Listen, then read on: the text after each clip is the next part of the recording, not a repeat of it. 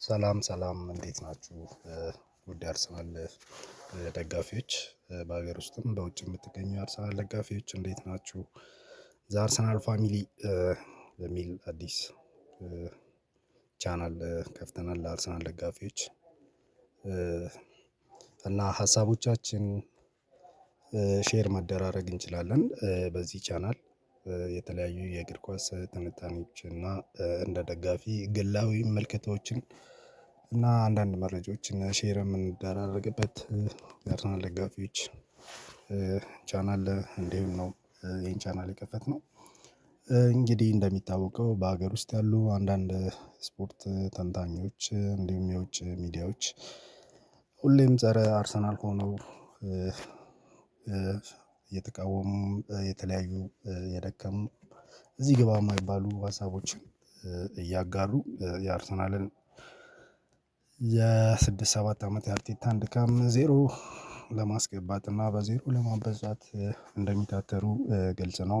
ነገር ግን እኛ አርሰናል ደጋፊዎች እንደዚህ የተለያዩ ያሉንን የእግር ኳስ ሀሳቦችን ሼር በመደራረግ እነሱን ስርዓታቸውን እንዲይዙ ማድረግ መቻል አለብን። እንደሚታወቀው ይህን ስራ አርሰናል ዞን በሚል ፀሀዬ ጀምሮታል። ያው እየተጋገዝን የተለያየ ሀሳብ ያላችሁ ሰዎች እንዲህ የራሳችሁን እንትን ሀሳብ መስጠት ብትችሉና እነዚህን ሰዎች ስርዓታቸውን ማስያዝ ብንችል በግሌ ጥሩ ነው ብዬ ነው የማምነው። ስለዚህ ዛሬ በተደረገው ትልቅ ድል ሊቨርኩሰንን ኤምሬትስ ላይ አመተን በሚገርም ብቃት የሚገርም ውበት ነበር ሲሉ ነው የነበረው። ባለፈው ቸልሲንም ስናሸንፍ እንዲሁም ብራይተን 1-0 ስናሸንፍ ጨዋታ የለም ምናምን ሲሉ ነበር። ዛሬ ያሳይተናል። አሁን ደግሞ ያው በቀቀኑ ምንድነው ሲል ያመሸው 2-0 ትንሽ ጎል አነሰ ነው እያለ ያለው።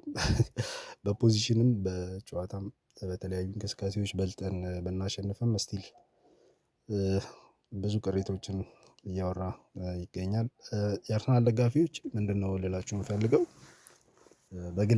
በግሌ ያው አርቴታን የሰጠሁት ቦታ አለ።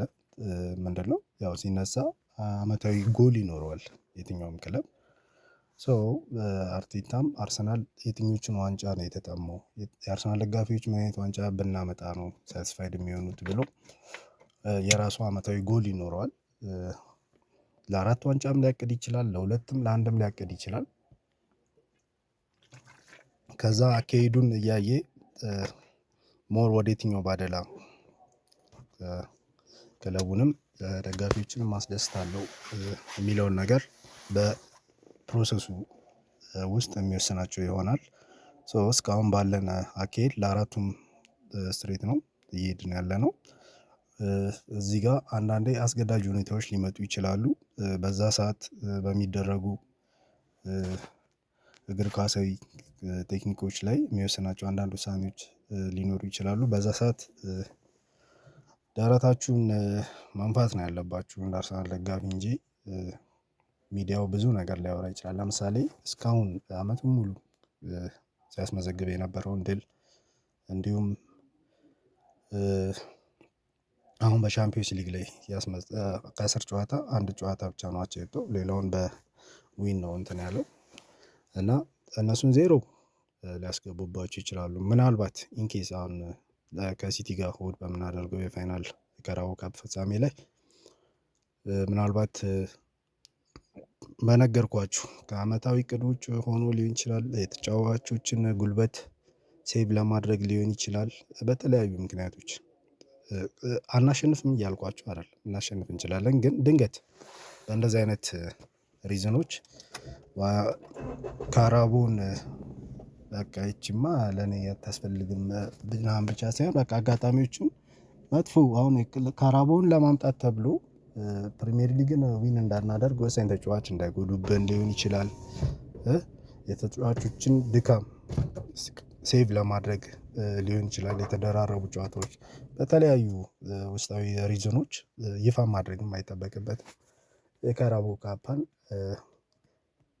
ኮንዲሽኑን አይቶ ምቹ ከሆነ አይንቅም፣ ያነሰዋል። ምቹ ሁኔታዎች ካልተፈጠሩለት እና ከጥቅሙ ጉዳቱ የሚያመዝን ከሆነ ላሽ ብሎ ሊያልፈው ይችላል እና በዛ ሰዓት የተለያዩ ሚዲያዎች ስቲል አመቱን ሙሉ ሲሰሩ የነበሩ ነገሮች ዜሮ በማድረግ ከዜሮ ሊያስጀምሩት ይሞክራሉ። ቅድመ ዝግጅት በዚህ መልኩ ብናደርግ ጥሩ ነው ብዬ አስባለሁ። ሲቀጥል እንደ አርሰናል ደጋፊ ይገባኛል። ለ20 ምናምን አመት ዋንጫ ጠብቀናል። ኮንቲኒየስሊ ነው በየአመቱ ቅስማችን ሲሰበር የነበረው። ግን ምንድነው ማሰብ ያለባችሁ እዚህ ጋር እንደ አርቴታ አይነት ኮንሲስተንሲ ያለው ቡድን ማለት ሁለተኛ መውጣታችን መሆናችንን ብቻ አይደለም ማሰብ ያለባችሁ። በተከታታይ ሁለተኛ የሆነባቸው ሲዝኖች አሉ። እንደዚህ አይነት ኮንሲስተንሲ የሆነ ክለብ ለምሳሌ ሊቨርፑል ከአምና ዋንጫ አነሳ። ዘንድሮ የት አለ ሊቨርፑል? የለም፣ ኮንሲስተንሲ የለውም። ገባ? ሲቲ ባለፉት አመታት ዋንጫ አነሳ። እንደውም የሆነ ሰዓት ላይ በተከታታይ 3 ምናምን አንስቷል። ጥሩ ኮንሲስተንሲ ነበረው። ከዛ በኋላ አንድ ያነሳል፣ አንዴ የለም ነው። እና ያን ኮንሲስተንሲ ማግኘት የምትችለው የት ስትመጣ ብቻ ነው? አርቴታ ወይም አርሰናል ጋር ስትመጣ ብቻ ነው። ሶ ሁለተኝነትን ማስጠበቅ የቻለው ለሁለተኝነት የሚያስችል ወጥ የሆነ አቋም ስላለው ነው። አሁን ደግሞ አንደኝነታችንን እናስከብርና ወጥ የሆነ አንደኝነታችንን ማስቀጠል እንደምንችል ማሰብ አለባችሁ እና በዛ በእንደዚህ አይነት እይታ ብታዩት ደስ ይለኛል አካሄዱን። በመቀጠል እስቲ የዘንድሮውን የሻምፒዮንስ ሊግ ዋንጫ የማንሳትና ያለማንሳት ፕሮባቢሊቲያችን ከታሪክ ጋር የተወሰነ ልበላችሁ። እንግዲህ ባለፉት ረጅም ዘመናት ልበለው ቻምፒዮንስ ሊግን ዊን ባደረጉበት ለምሳሌ በ10 ይሄ ራውንድ 16 ድረስ እስክደርስ 10 ጨዋታዎችን አድርጓል አርሰናል እና በ10 ጨዋታዎች ውስጥ የተቆጠረበት ጎል 5 ብቻ ሲሆን ያስቆጠረው ጎል ደግሞ ኦልሞስት ወደ 25 አካባቢ ጎሎችን 25 አካባቢ ጎሎችን አስቆጥሯል እና ከዚህ በፊት ሌሎች ባለፉት አመታት ዋንጫ አንስተው 10 ጨዋታዎች ላይ የነበራቸውን ታሪክ ወደኋላ መለስ ብለን ለመቃኘት ስንሞክር ምንድነው ያገኘነው? እስካሁን በቻምፒዮንስ ሊግ ታሪክ ውስጥ በመጀመሪያ 10 ጨዋታዎች ውስጥ ተጫውቶ 2 ጎል ብቻ የተቆጠረበት ኤሲ ሚላን ነው 93-4 ላይ። ሁለተኛ ላይ ያለው ማነው? ባርሴሎና ነው። ባርሴሎና 2005-6 ላይ ይህን ጨዋታ የምታስታውሱ ከሆነ እኔ ያለቀስኩበት በልጅነት ያለቀስኩበት ጨዋታ ነው። ሌማን በረኛችን በቀይ ወጥቶ 2-1 የተሸነፍበት ጨዋታ መቼም አርሰናል ደጋፊ አትረሱትም ይህን ጨዋታ እና በዛ 2005-6 ላይ የነበረው ባርሴሎና በ10 ተከታታይ ጨዋታዎች ላይ የተቆጠረበት ጎል 5 ብቻ ነበር። ያ ማለት አሁን ካለው አርሰናል ጋር ተመሳሳይ ነው። ስቲል ዋንጫውን በልቷል። 93-94 ላይ ኤሲ ሚላን ዋንጫውን በልቷል። ሌላው ቲንክ 2007-8 ላይ ነው ማንቸስተር ዩናይትድ በ10 ተከታታይ ጨዋታዎች ላይ 6 ጎል ተቆጥሮበታል። ይህን ስላችሁ ምንድነው አሁን አርሰናል ከነዚህ የተሻለ የሚያደርገው ምንድነው? ያስቆጠረው ጎል ለምሳሌ ኤሲ ሚላን 13 ጎል ነው መሰለኝ ያስቆጠረው። አርሰናል 24 ኦር 25 ጎል አምናት ሹር አስቆጥሯል። ባርሴሎና 2005-2006 ላይ አይ ቲንክ 20 ጎል ነው ያስቆጠረው። 5 ጎል ተቆጥሮበታል። ስቲል የአርሰናል የተሻለ ነው። 5 ጎል ተቆጥሮበታል። 24 ኦር 25 ጎል አስቆጥሯል። ማንቸስተር ዩናይትድ 2007-8ቱን ዋንጫ ሳያነሳ በ10 ጨዋታዎች ውስጥ 6 ጎል ተቆጥሮበታል። ያስቆጠረው ጎል አይ ቲንክ 18 ኦር 19 ጎሎችን ነው ያስቆጠረው እና ምን ልላችሁ ፈልጌ ነው የዘንድሮ አርሰናል ቻምፒዮንስ ሊግ የማንሳት ፕሮባቢሊቲ ከእንደዚህ አይነት ከዚህ ቀደም የተደረጉ ሂስትሪዎችን ቼክ አድርገን እንትን ስንል አንድ ጠቋሚ ነገር ለግሌ ይመስለኛል ብዬ አስባለሁ። ያው ግድ ትልልቅ ዋንጫዎችን ለማንሳት እየሄደ ያለ ይመስለኛል አርሰናል። አርቴታ አካሄድ እንደሚመስለው ሞር ኦፍ ቻምፒየንስ ሊግ እና ስፔሻሊ ፕሪሚየር ሊጉ ኦልሞስት ያው ከዚህ በኋላ ምንም አዲስ ነገር ይኖራል ብዬ አላስብም። ሲቲን በግሌ ካራቦ ላይም ብንቀጠቅጠው ፕሪሚየር ሊግ ላይም ብናሸንፍ በጣም ደስ ይለኛል። ነገር ግን ኢነርጂ ደግሞ ዋይዝሊ መጠቀም ካልቻልን ያው እንደምናየው ነው። ተጫዋቾች ይሰለቻቸዋል ምናምን እና ከዛ አንግል ካራቦን ላሽ ብንለው ያን ያክል የኔ በግሌ ስሜቴ አይጎዳም ብዬ አስባለሁ። ግን ደግሞ አንዳንድ ደጋፊዎች መጀመሪያ በእጃችን ላይ ያለውን ነው አይነት ሀሳብ ሊኖር ይችላል። ኦፍኮርስ ይሄኛው ያስኬዳል እጃችን ላይ ያለውን ማረጋገጥ። ግን ደግሞ እሱን ስንል አሁን ሲቲ በምንድነው በፕሪሚየር ሊግም ካራቦ ላይም ነው እየተፎካከርን ያለነው እና ምናልባት የፕሪሚየር ሊግ ጉዞአችን ላይ እንቅፋት ለመሆን እዛ ጋር ወሳኝ ተጫዋች እንዳይነሳ አድርጎ ሰብሮ ቁጭ የሚያደርግልን ከሆነ ምናልባት ፕሪሚየር ሊግ ጉዞአችን እንቅፋት ሊሆንብን ስለሚችል እዚህ ጋር አርቴታ አይ ቲንክ ከኛ በተሻለ አክቲቭሊ ነገሮችን ትኩረት የሚሰጥበት ይመስለኛል። ምክንያቱም የምታስታውስ ከሆነ የብራይተን ጨዋታ ላይ ዊሊያም ሳሊባ አልገባም። ለምን ይመስላችኋል? የምታስታውሱ ከሆነ 2022/23 ላይ የሊጉን ዋንጫ እንድንነጠቅ ያደረገበት አንደኛው ምክንያት የዊሊያም ሳሊባ መጎዳትና በወጣት ተከላካዮች መጫወታችን ነው።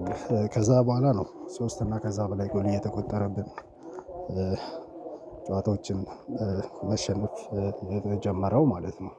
ሶ እንደዚህ አይነት ችግሮች እንዳይፈጠሩ ነው የብራይተን ጨዋታ ላይ ዊሊያም ሳሊባ በልምምድ ጉዳት አጋጥሞታል ምናምን ብሎ ብራይተን ጋር ያላስገባው ማለት ነው።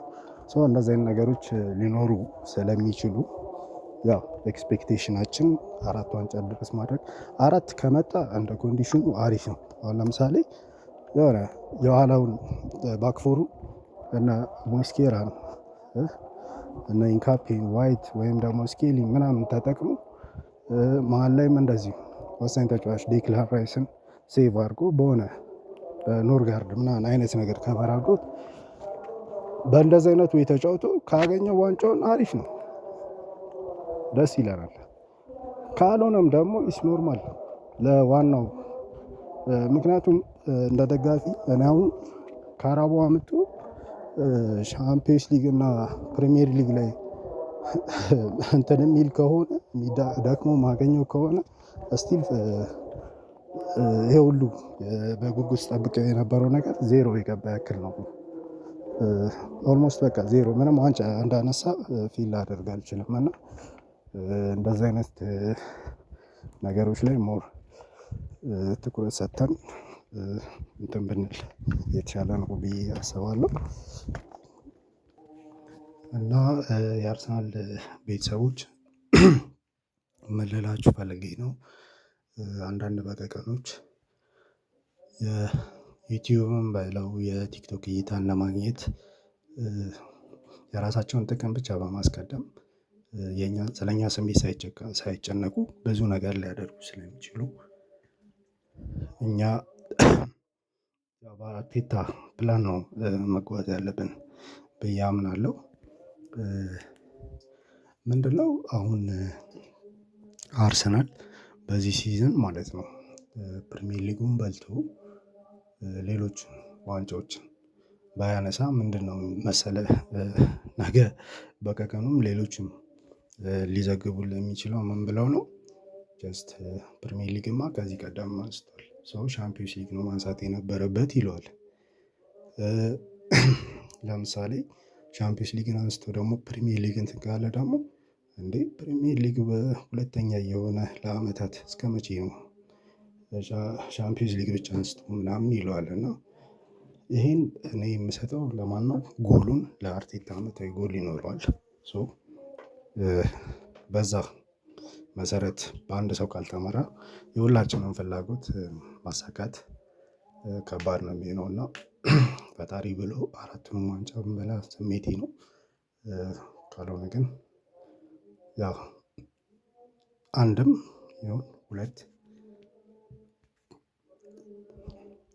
ምንም አይነት ዋንጫ ይሁን ብቻ ፕሪሚየር ሊግ እና ሻምፒዮንስ ሊግን ኤክስፔክት አደርጋለሁ። ሌላው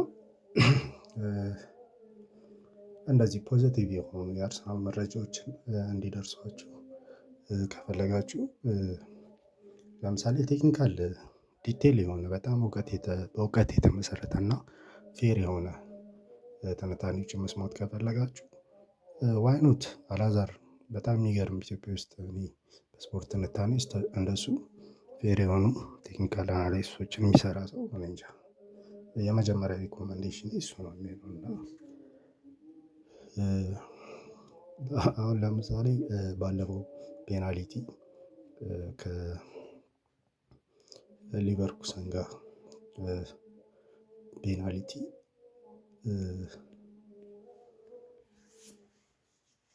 ፔናልቲው ፌር አይደለም ምናምን ሶፍት ነው ምናምን አይነት እንትን ነበረ እና ፔናልቲው ሶፍት ነው አያሰጥም አይነት ነገር ምናምን አይነት ኮምፕሌን ሲያቀርቡ ነበር በቀቀኖቹ እና የዛ ጨዋታ ላይ ማለት ነው። እኔ አላዛርን በጣም ያደነቅኩት ምን መሰላችሁ?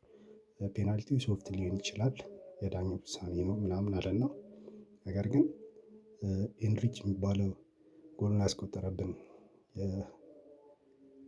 የሌቨርኩሰን ተከላካይ ማለት ነው። የምታስታውሱ ከሆነ በመጀመሪያው 4-5 ደቂቃዎች ላይ ሁለት ጊዜ ፋውል ሰርቷል እና በአንደኛው ቢጫ ተሰጥቶት ሁለተኛውም በማስጠንቀቂያ ነው ያለፈው እና የዛኔ በቀቀኖቹ ሲያወሩ የነበሩት ፔናልቲው ሶፍት እንደሆነ ብቻ እንጂ የኤንድሪችን ሁለተኛ ቢጫ አይቶ በቀይ መውጣት እንዳለበት ራሱ ሲያወሩ አልነበረም እና ምንም ጭራሽ ያነሳው ሰው የለም እና እነሱን አለመስማት ሪኮመንድ አደርጋለሁ።